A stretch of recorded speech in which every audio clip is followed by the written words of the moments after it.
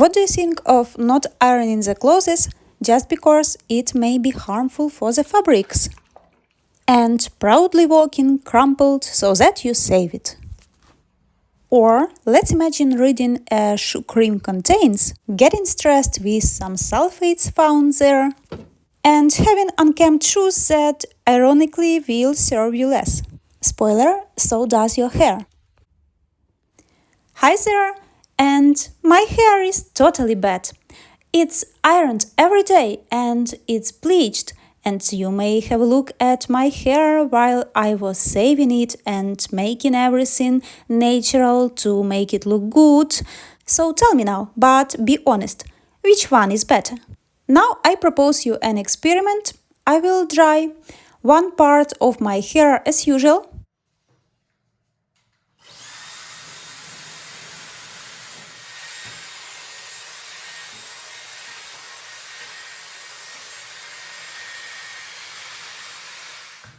Here we go. And another part will be dried naturally, so you can have a look and compare. And tell me please, what is the point of this? Does it save my hair somehow? No. Does it look a lot worse than the first half? Definitely yes. Also, in my case, it's even damaging hair. Now you may compare these parts being brushed, and let's finally talk about stopping saving the hair. Hi, I am the author of this video, and my hair is dead. It's damaged, killed, it's also bleached, and you may use all of the words that come to your mind when you think of hair that is supposed to cause problems. And I am totally satisfied with it. Tell me please if you know who created this idea that our hair should be saved and that it can be alive or revitalized at any level. Because it's a total bullshit. Actually, I can answer this question. I assume that this was a smart marketing guy from one of those corporations that create these super efficient hair care products.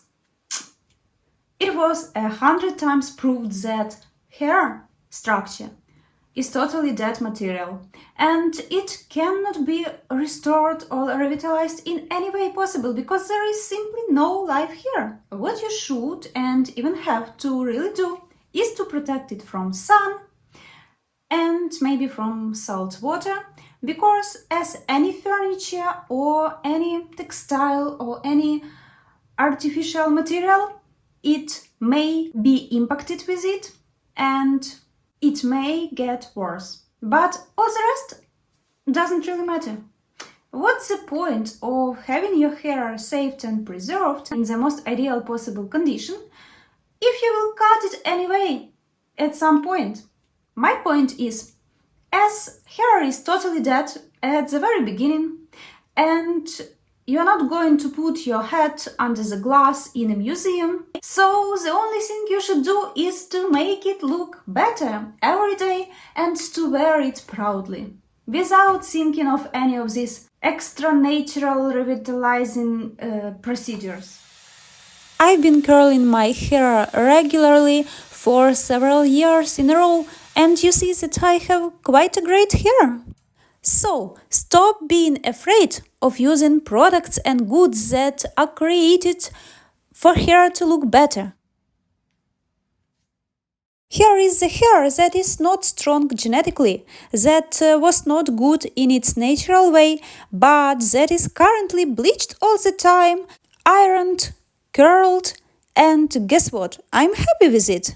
What is the point in putting so much effort in what? In preserving a dead part of your body? You are losing your time in trying to save it.